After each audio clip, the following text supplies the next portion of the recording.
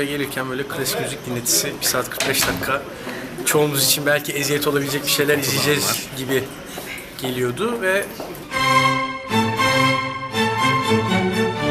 öyle değilmiş.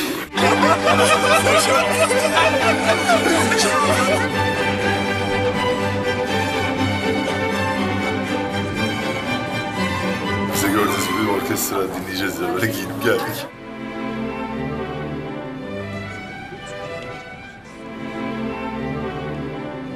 Bütün arkadaşlar bana baktı. Ben de Allah Allah dedim, ne oluyor şimdi ya? Ben ilk önce bir korktum yani. Ondan sonra zaten dediğim gibi olanlar oldu. Sonra parti oldu ya, inanılmaz işte.